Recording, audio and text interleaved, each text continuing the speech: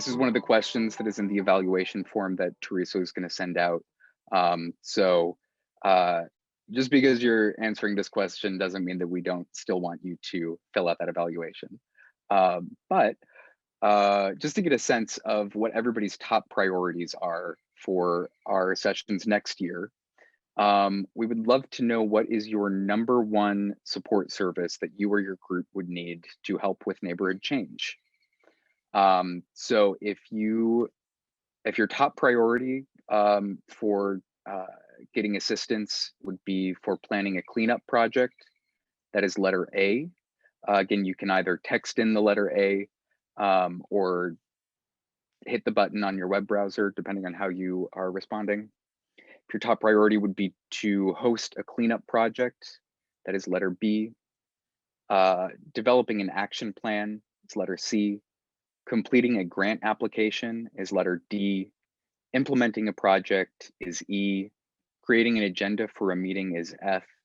And facilitating a meeting is G. So this is, again, sorry, this is what you would most like to receive additional assistance on in the future. So we got a couple of results coming in. Again, if you are having any issues with this platform, feel free to let us know in the chat and we can help out with that. We do want to make sure that everybody is able to participate in this. So do let us know if you are having any issues. And all right, so we got some early leads. Definitely cleanup projects are a big one. Project implementation.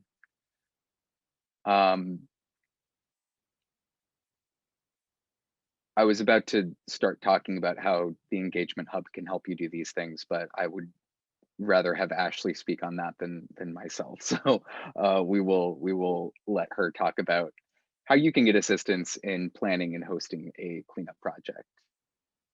All right, it looks like we only got a few responses in here. So if you do, like I said, if you are having any issues using the platform, just let us know. Again, the instructions for this are at the top of the screen. And I'm going to keep talking until I see another couple responses show up because we only have 8 so far and there are 27 people in this meeting. So somebody better start replying or else I'm just going to keep stalling here. This is a good time to do the warning, the video disclaimer then. Oh, yeah. Thank you, Teresa. So while everybody is thinking very carefully about their response, because I know everybody wants to respond because there's 27 people on the call. Just a reminder that we do record the sessions. We are recording them. So if you don't want to be recorded, please turn your camera off. If you want to share and turn your camera on, but you don't want to be recorded while doing so, just let me know, send me a message so that I can pause the recording and you can share and then we can turn it back on and you can turn your camera off. But just be aware, we are recording. We put the videos all on the website. The website is neighborschangingflint.org. So if you want to find the past sessions, you can find them at neighborschangingflint.org. And we'll also, as the information about the Resident Advisory Committee begins to come out, we'll put that on that website as well. And in the meantime, if you want to just be notified when that information is available, make sure to email one of us or to make sure you are registered for this program, because we will send out an email to anybody who registered for this program, just saying like, hey, Resident Advisory Committee is taking applications. So make sure you're on the email list. And I think I will hand it back to Michael now. Hopefully that gave you more time to get more people. We got 2 more responses, so thank you to those 2 people. Again, if you are having any issues connecting to the platform, again, the link is in the chat box, pollev.com/COF community. Or again, you can compose a text message to the number 22333 and then text the word COF community and you should receive a response letting you know that you're all set up. So with that, it looks like we do have a couple more. So thank you to everyone. Definitely project implementation is a big one. Um, and I can vouch for the Engagement Hub's ability to assist with project management. So definitely reach out to them if there's anything immediate. Otherwise, I'm sure that we will dig more in depth in this in the next year's Neighbors Changing Flint series. Yeah, and if you have specific projects that you think other agencies would help with, still work with Neighborhood Engagement Hub because they kind of help to tie it all together. So, Yep. so even if you're like, oh, we want bike lanes, we'll call Teresa. I'm gonna call Ashley and just find out, did you talk with her about your neighborhood plan too? So, or Michael. So just make sure we're trying to all connect the dots now. It's really kind of nice to see everybody working together so much. So, um, Absolutely. do you want me to introduce our speakers today, or are you? So I'm gonna do two evaluation questions, and then yeah, Teresa, if you wouldn't mind introducing our speakers. Thank you. All right. So now that we are all set up with Poll Everywhere, we are gonna ask. We are gonna ask. Sorry, I don't know if you can see my text messages right now, so I'm just going to casually do not disturb. All right. Um, so we do pre and post evaluation questions just to give us a sense of how effective the meeting materials were, and whether there's additional things that we could include in our curriculum for next year. So our first question is, I am aware of creative ways to combat traffic issues in my neighborhood. If you definitely are aware of creative ways to combat traffic issues in your neighborhood, that is letter A. Mostly sure, that's letter B. Not sure is letter C. Excuse me. Yeah, not sure if you are aware is letter C. If you are mostly not aware, then that is D. And if you are definitely not aware of creative ways to combat traffic issues in your neighborhood, that is the letter E. Let's see here. All right, so a fairly even spread. Um, Definitely weighted towards the not sure to mostly not. So that's good to know. You are going to receive a wealth of information tonight, so uh, do not despair. Hey, Michael. And then oh, Sorry, are what was that, we? Teresa? Uh, we should be do. I believe that the COVID presentation is going to be first tonight. Was it? Yeah, just due to schedule. Oh, We shoot! I'm so sorry. That's okay. I That's had that okay. mixed up. Someone on the traffic teaming couldn't be here until 7, and then for the health department they Got couldn't it. be Got it. here Got after it. that. So they both had scheduling issues that needed us to swap. So thank All you. right. So we'll come back to that. Thank you. Our question right now is, I know where to find COVID-19 virus statistics, information, and resources. If you definitely know where to find COVID-19 information and resources, that is the letter A. Mostly is letter B. If you're not sure, that's letter C. If you mostly are not sure, that's letter D. And if you definitely do not know where to find COVID-19 statistics, information, and resources, that is the letter E. And let's go ahead and see here. All right, so we mostly know. That's good to know that the information has gotten out there. Really glad to see that. Um, you will still be getting a lot of updates and new information tonight, though, so stick around for that. Oh, sorry, I think there were a couple more folks coming in there.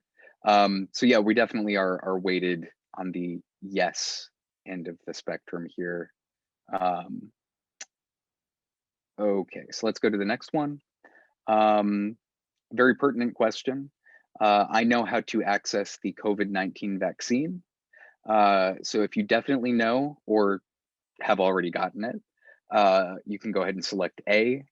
If you mostly know, that's letter B. If you're not sure, that's letter C. Mostly not sure is letter D. And if you definitely do not know how to access the COVID-19 vaccine, that is letter E.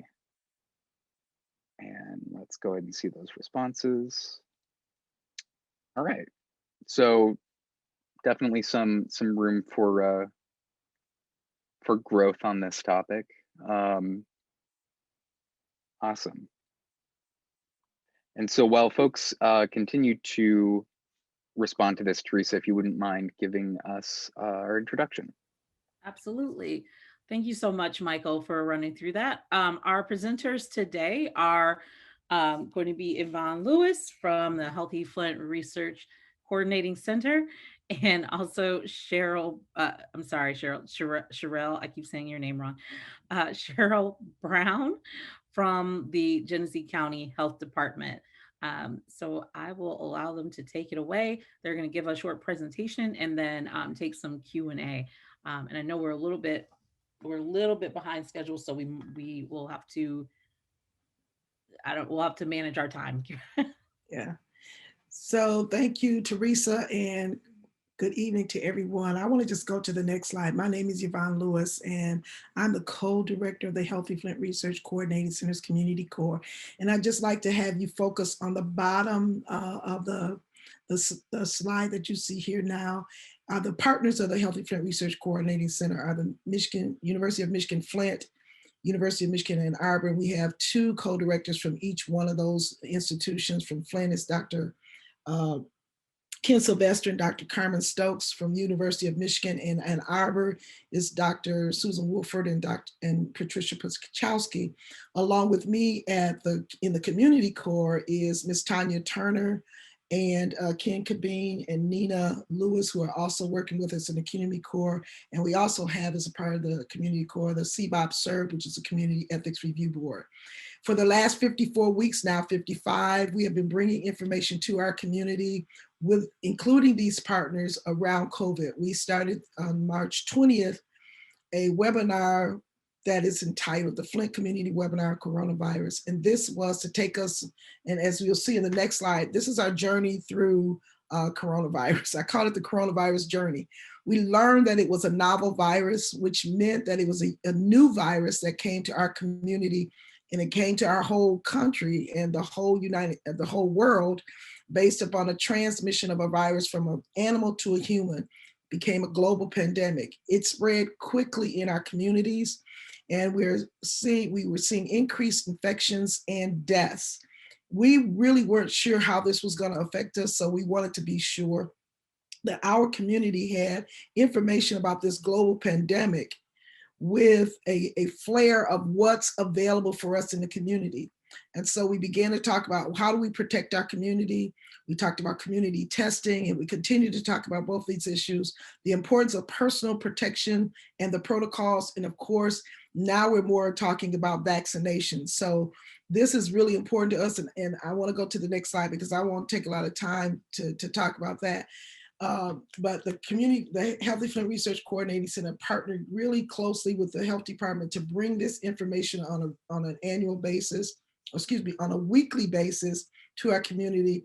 And I want to just encourage you, if you are interested in learning more and being a part of the webinars, we are providing CEUs for community health workers. We also now are able to provide social work credits for those individuals who are social workers that need those credits. So you can join us every Friday. If you go to info@healthyflint.org, you can find, info@hfrcc.org, you can find us there and you can register. This Saturday, we're going to have a special event. So I'll get that information to Teresa so she can get it out to all of you. We'll be doing a Facebook Live on Saturday with some very important information for you. We'll be talking about the vaccines, but we'll also be talking about the impact of the vaccine, the safety of the vaccine for pregnant women and for children. So I want to ask Sherelle to come on now. I know we want to get some questions answered for you tonight. So Sherelle is from the Genesee County Health Department, working in the Emergency Preparedness and Tobacco Policy section as a health educator, and she'll give us the details on the work that the health department is doing. Good evening. It's a pleasure to be here. And I just want to start off by giving you some updates of where we are with vaccinations in Genesee County. So this information was updated on yesterday, and the data is from up to the 29th since we've been giving vaccinations. In Genesee County alone, about 154,034 people have been vaccinated, and of that, Genesee County Health Department has vaccinated 48,318 individuals, with 31,825 of those being first dose vaccinations, and then 16,493 of them returning for their second dose of a 2-dose series. You can go to the next slide, please. So I do want to highlight that the vaccine has become widely available throughout Genesee County. We have Moderna, we also have Pfizer, as well as Johnson & Johnson, which was previously released into the community about a week ago. And it's been administered throughout the community as well as inside of our county jail. So as of now, Johnson & Johnson and Moderna, they've both been approved for 18 years old and older, and Pfizer is only approved for 16 and up. So we have all three, and we're working to get the vaccine out to everyone who is eligible to receive the vaccine. In the previous week, we were able to vaccinate 3,032 individuals with their first dose of Moderna.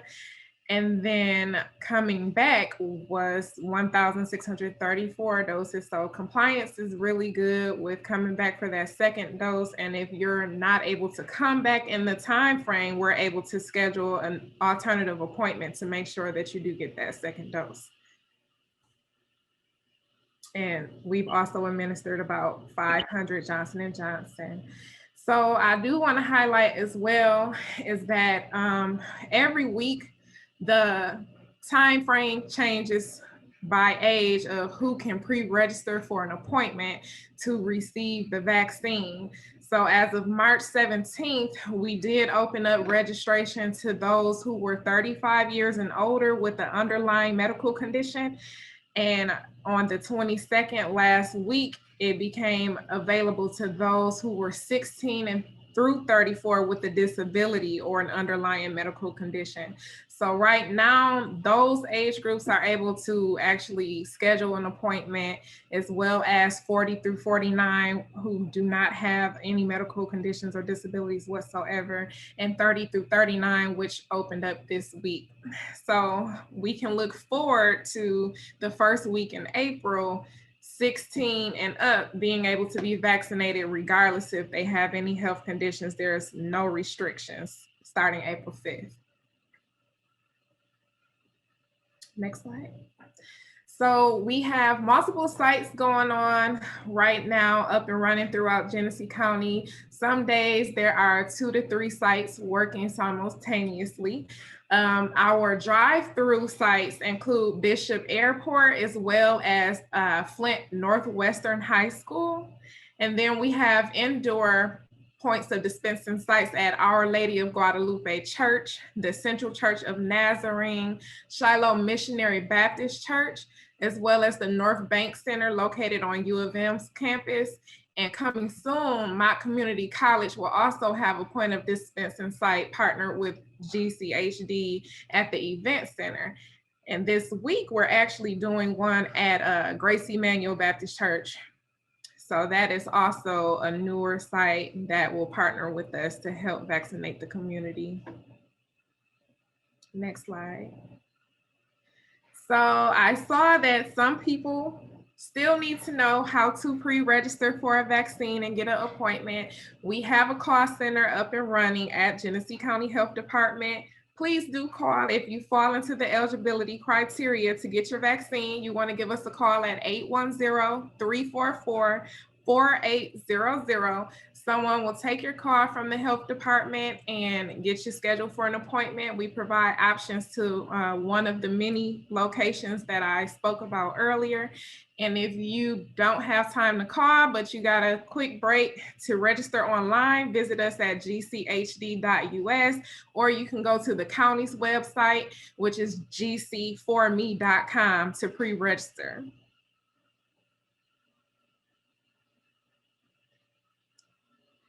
And so I do want to emphasize that it is still the time to continue getting tested. We just put a public service announcement out today that cases are rising at a rate of 100 cases per day. And we're also seeing an increase in a variant strain. So we want to make sure that if you haven't received the vaccine, that you're also taking precaution by testing yourself, making sure that you don't have COVID so that it's not being spread, as well as wearing your mask and continuing to social distance, standing 6 feet or more away from those who do not live in your household when you're out of your home and out into the public. So these locations on the screen are places that you can go within Genesee County to receive a COVID-19 test. Word of Life Church, Bethel United Methodist Church, as well as Macedonia Baptist Church. Some of our pharmacies like Walgreens and Rite Aid also does the COVID-19 test, and Hamilton Community Health Network, as well as Genesee Health Center, Community Health Center. There's also some local urgent cares within the community that you can test at as well. So please do continue to get your test and continue to seek the vaccine. Again, call us at 810-344-4800 or visit us at gchd.us to register. Thank you all so much. Thank you all so much for being here. And I know we wanted to do a little bit of Q&A. So for everybody who's, for all of our participants, that was the main reason that we invited Sherelle and Yvonne to the call today, was so that you guys could ask some questions. So I wanted to just kind of get us rolling a little bit, because this is a question that I have gotten. So I am vaccinated. And now that I'm vaccinated, my family is sort of like, oh, you're okay, you're vaccinated. So do you still have to social distance? Do you still have to wear a mask? Like, and then my family and my friends, so some of my family are kind of like, well, you still got to do all of that, even though you're vaccinated. So could you guys speak to that a little bit? Sure. I'll start, then Cheryl will probably have something to answer. But yes, the vaccine is very, very important to get because it helps protect you, it helps your body build immunities. However, it does not necessarily keep you from getting the virus. So we still are asking people, even after you've had 1 dose, 2 doses, mask up, still wash your hands and social distance, because there are the variant strains out there as well. And they are not all immune to the virus. So it's important that we continue to follow those protocols. That is correct. And then after you receive your vaccine, there's still a waiting period as to when the efficacy kicks in for getting that shot. And it's about 2 weeks after the series is completed. Yeah, that's to make sure you got the full immunity, the full benefit of the vaccine about 2 weeks after. So, and then for folks who are participating, if you want to raise your hand, you can go to that reactions button at the bottom of your Zoom screen. If you have the most up-to-date Zoom, and then click on raise hand. I think otherwise you can click on 3 dots next to your name, I think, and do raise hand. You can also just drop it in the chat if you are like, I don't know where that's at. That's fine as well. That's how we've been doing that this entire series. So that's welcome as well. Let's see. Oh, so we do have one. We have to have a question in the chat from Michelle, and then we have a question from Edna. So Michelle asked, if you are exposed to someone with COVID after you receive the vaccine, do you still need to do a 14-day quarantine? So once you reach that point of immunity after the 2 weeks, if you are exposed, you do not have to do a quarantine if you're exposed. Oh, okay. But if it's in between the time that you get it and the time that it's, what did you call it, the efficacy? So if it's between that time of I got it and now I need to wait 14 days for it to be officially immune, if it happens in between, should you quarantine? To be safe. Yeah, and so there are a couple of, I just talked about this earlier today because there is some mixed information about the timing. But one of the things that we're encouraging individuals to do is to think about that exposure. Did you have your mask on? You know, because I have been around people that say, well, I had my mask on and I found out, and we were still socially distanced, and I found out a few days later that that person I was talking to tested positive.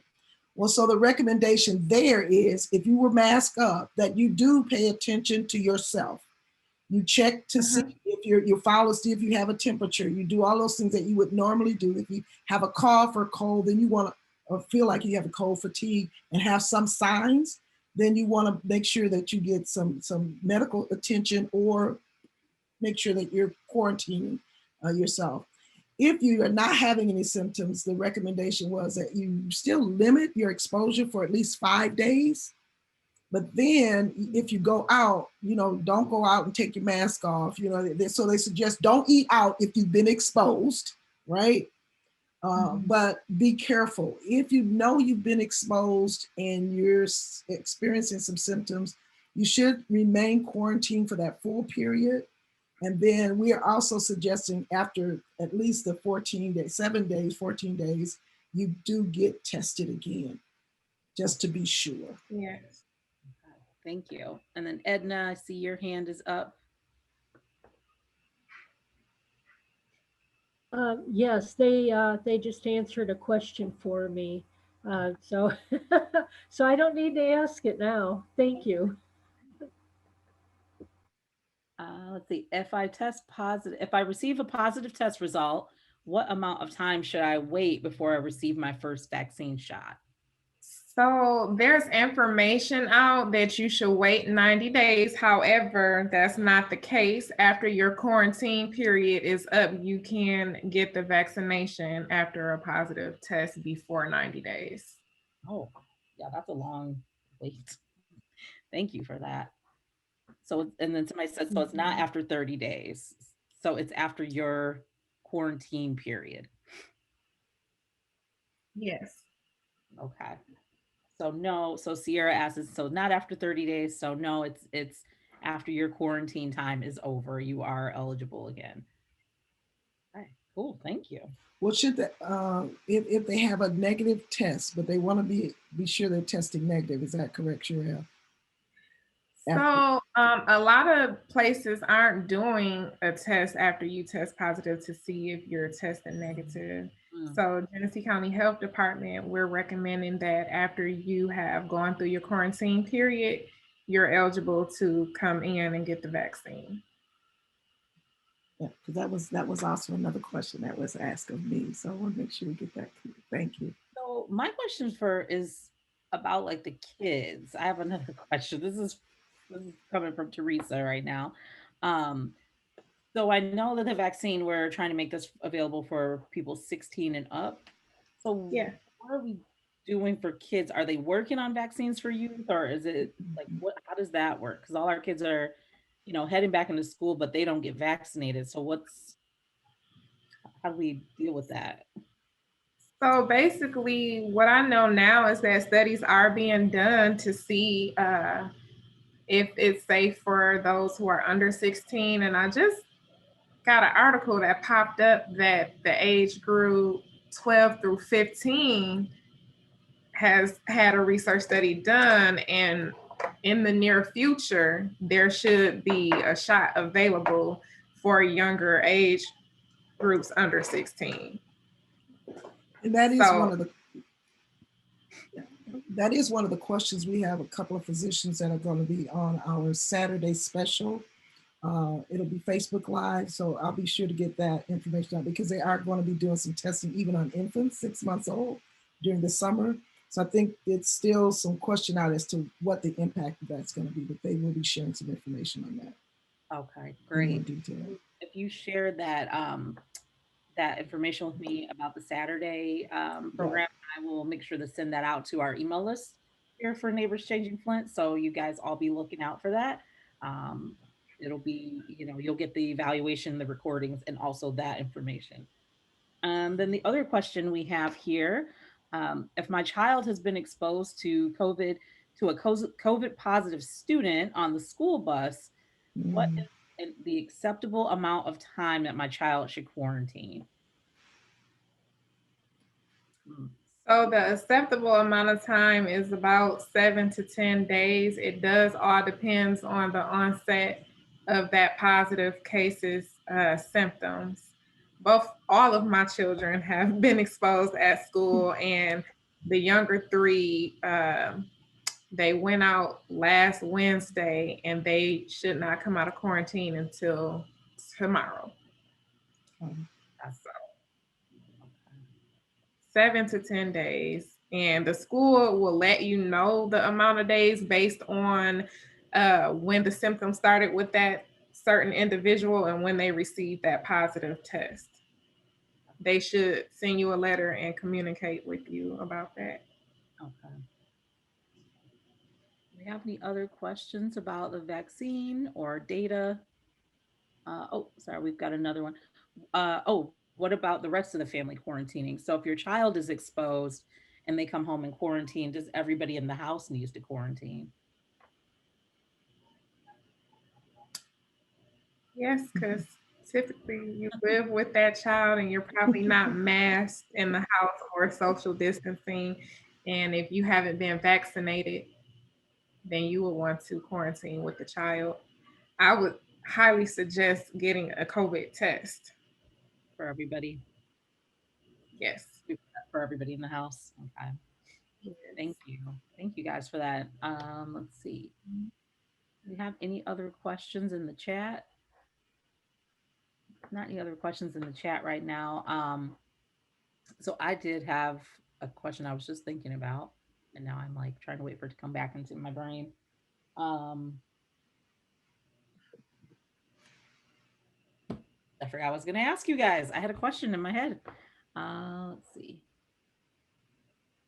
Let's see. Does anybody else have any questions? Your second shot. Oh, so that I think that is the question that I had. So we do have something in the chat. There's information out there that says if you get the second vaccine, you can get the virus. So how can you help us to dispel that myth? I know I spoke to a friend of mine today about something very similar. And then she started talking to me about RMNAs or mRNAs. I don't work at the health department, so I was like, I don't know what you're talking about. Well, You gonna take really, that, after you Sheila? get the first shot, after you receive the first shot, your body is building up the immunity to fight the virus. Special proteins are developing around your cells, not in the nucleus of the cell, to give you that defense, that protection. So when you get your second dose, the likelihood of getting COVID is very low, especially if you are social distancing, wearing your mask, washing your hands frequently, and using hand sanitizer when you don't have soap and water. So the possibility is low, but I won't say that it can't. Yeah.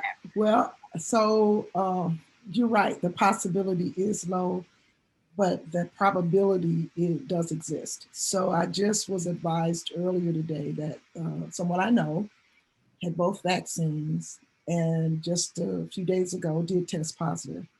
And one of the things I think is really important for our community to understand is that there are variant strains. Okay, so the Yes. Moderna, the Pfizer, and Johnson & Johnson were all made based upon I'll say the original strain, right? Yeah. And so since that time, because the virus is, I use the term, it's so smart, it mutates because it wants to stay alive. And there is a new strain, and one that we have in our community is one from Britain, I believe, and then Africa.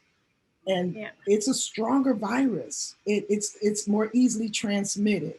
So even if you have the vaccine, both doses, and have had that time, you could still get the virus. That's why we're saying continue to wash your hands, continue to mask up, continue to social distance. Because it's pretty smart and pretty tricky. So what has happened in the experience is that people do not get as sick. They don't end up in the hospital. They don't end up on a ventilator because they have got the vaccine and they have built up those immunities. So when you mentioned the mRNA, that's a scientific term for memory RNA. We are, DNA, RNA, right? So what they did was they took a little bit of a part of the virus and they made the vaccine based upon that little part, that memory RNA. So it helps us to build those antibodies without having the actual full virus put into our bodies. Yeah. So the Moderna and the Pfizer both use that process. Some of the other vaccines, because there are more than these three, but they have not been approved for emergency use in the United States. But those three, the two, Moderna and Johnson & Johnson, use that framework, but there's some others who are using a little bit different way of developing the vaccine. So what is being encouraged too from some of our medical community is that when people do test, when they do get their vaccines, please don't let your guard down. Please continue to follow the protocols because we do not have full control of the other strains of the virus. Okay. Thank you so much for explaining that. I'm sorry. Yes, and as of now, we have identified 32 cases in Genesee County with that UK strain variant. And there's a possible case for the South African strain. So this is a new variant of COVID-19 that has hit our community after the vaccination has started to go out into the arms of individuals. Thank you so much for answering that. And I do have a couple more questions here in the chat, and I think we'll start to kind of wrap it up with these questions. I think it's actually maybe 4 questions here in the chat, but we'll start to wind down with these questions. So one is really more about advice, but it's a good scenario. So, and then it kind of goes along. Yeah, so it's a good scenario. So one of them is, what is the best way to convince somebody to, someone that you love to get the vaccine, a sibling, a sister, a mom, brother, dad, all that. They're signed up to get it, but they're really scared or they're nervous and they're like, oh, I just don't know. And they're thinking about not going because it makes them nervous. So what is a good way to encourage them, without putting so much pressure on them that they end up deciding not to do it anyway? Do you have any advice for people to lovingly encourage people to do that? Well, for me, I had an experience where members of my church reached out to me because they had relatives who were terrified to get the vaccine, who had an appointment scheduled, and she just asked me to call and talk to her and tell her about my own personal experience because I did receive the vaccine, and then, give her some factual information about the vaccine and, just be encouraging. I think sharing experiences is always a good way to go when you're trying to encourage. Right. Especially if it's not a negative experience. Right. Yeah, and I would agree with that because we did a lot of work around the flu vaccine, and there were a lot of people who said, "I've never got the flu. I don't think I need to get the COVID vaccine either." There's some unique nuances about this virus. It's so unknown. And it is important that everybody makes their own decisions. So the important thing is to get the information, get your questions answered. What's causing this fear? And it was so interesting that we were talking about this the other day, because there is an infusion that people can get. This might, and I can't say it exactly, so I got to work on how to say this. But it's an infusion of antibodies that people can get right when they go into the hospital now that helps them get the antibodies to fight off the virus. And people are easy, they're just like, yes, let me get that. But you got the virus now. And you're getting something put in your body, antibodies from somebody that you have no clue about. But here, you're being offered a vaccine that can keep you from even going to the hospital potentially.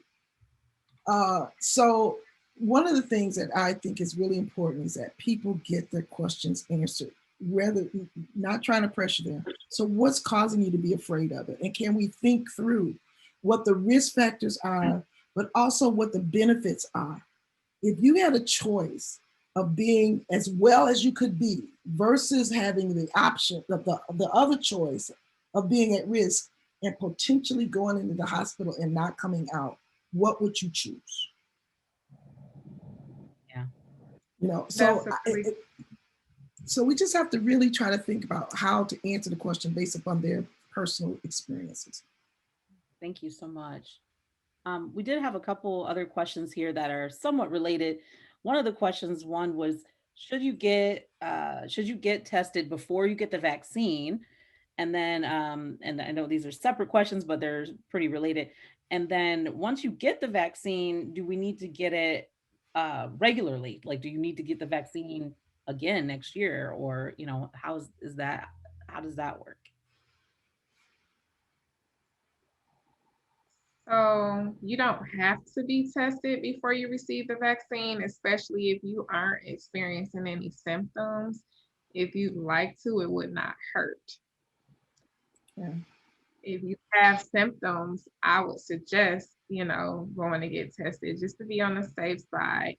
And I also see that someone asked if you have had it, does it make you immune? So the 90-day thing comes from the fact that you do have some immunity built up in your system after you contracted COVID, to where you can wait 90 days so that those who have not can get the resources that are available. But you're not fully protected because you've had it. You can get COVID again. And then the other thing is, this is still for all of us, it's kind of an awkward thing because the HFRCC is about coordinating research. When the water crisis happened, we had a whole lot of research happening, and we wanted to just make sure we can help coordinate some of that research. But here again, if we can all really think about it, this is a global pandemic. Nobody's ever experienced this before. We're all a part of a really, really big research project. And so, so I looked at it and I thought, okay, so as we're looking at this, we don't have all the answers. They're still seeking answers. We're still trying to really understand how COVID affects the body, what the long-term implications are, who gets it, why they get it, why it's so difficult in some communities than other communities. Why is the disparity? Why are so many more African Americans dying than European Americans dying? Why was it early on it was more older people than younger people? And now we see the shift that more younger people are being exposed and testing positive. We're really learning.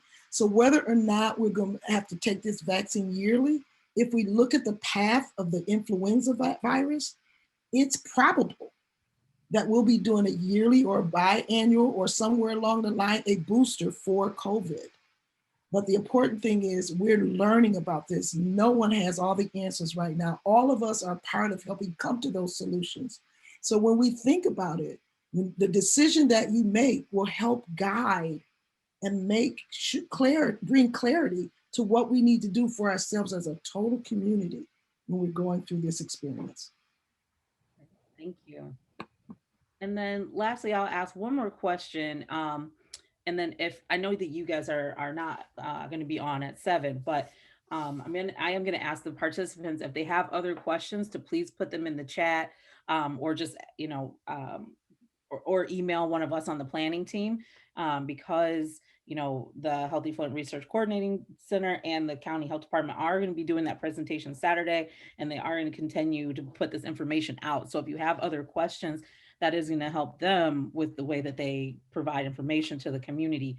So I'm going to ask this last question just for time's sake, so we can get ready for the next presenter. But Liddell and Ashley both were asking something very similar.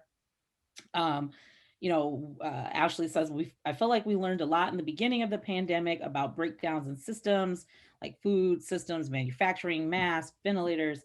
As healthcare providers, what do you hope we can change long term? And then Liddell asked something very similar in terms of, how any estimate on when we might return to normal? So I feel like those are some kind of related questions. But if you guys wouldn't mind kind of closing with that question, we really appreciate it. To return to normal, we don't even know what that's going to look like. And I think what I think we'll know more as people really take on the responsibility of taking care of themselves first. And so I think we're on the road for a new normal. But one of the things in terms of change in the healthcare system long term, one of my dreams is a better coordination. We could see from the very beginning, from the federal level to the local level, there was a lack of good information, a lack of clarity on how that information was going to be given, and then who's making the decisions about what. And so we're still struggling with that, because when we started the rollout of the vaccines, as much as our county health department wanted to, they didn't have vaccines to give everybody. They had to follow the guidelines that was sent by first the federal, then the state. And so if we could figure out how to have a better coordinated system for health overall, including how we get people covered for healthcare, I think that would be the ultimate dream for me, because then we won't have as many disparities as we have, and perhaps we'll see an overall improvement in the health and well-being of our community at large. I totally agree with that. Well, thank you, ladies. Oh, I'm sorry, go ahead. I was just going to say, from an emergency preparedness point of view, there should definitely be more planning and more preparedness, because when the pandemic did happen, we were not prepared and we did not have enough PPE for our own community or our hospitals. So preparedness in the case of emergency is very important, and that's something that I believe should be changed. And it's directly linked to healthcare as well. Well, thank you so much, ladies. I really appreciate it. I am going to allow Michael to take over the screen again. I know he's got a cat there today, but I'm going to allow him to take over the screen again to bring up those post-learning questions for us, so we can ask people how they, felt about the presentation and what they learned today. But thank you so much. We really appreciate you spending your time with us this evening and answering those questions. For participants who are here, if you have any additional questions that weren't answered today, please feel free to send me an email. You can email me at T as in Teresa and Roach, like the bug, at crim.org, and just let me know, hey, I had a question for the panel on COVID, and I can forward those questions to Yvonne and Sherelle and see if we can get those answered for you. And I will also send out that information about the Saturday program. It will come to you through our regular email channel that we've been using for this program. So be on the lookout for an email from me with information about the Saturday program that they're putting on. And also for our evaluation for the end of the program, at the end of the week. So make sure you're looking for emails from me. Thanks, guys. And I'll go ahead and let Michael take over again. All right, so same question that we asked before. Everybody say goodbye to Babe. Bye, Babe. So the post-evaluation question is, I know where to find COVID-19 virus statistics, information, and resources. If you definitely do know where to find these, that is the letter A. Mostly is letter B. Not sure is letter C. Mostly not is letter D. And if you definitely do not know where to find COVID-19 virus statistics, information, and resources, that is letter E. Let's go ahead and see here. All right, awesome. So we definitely gained a lot of knowledge from this session.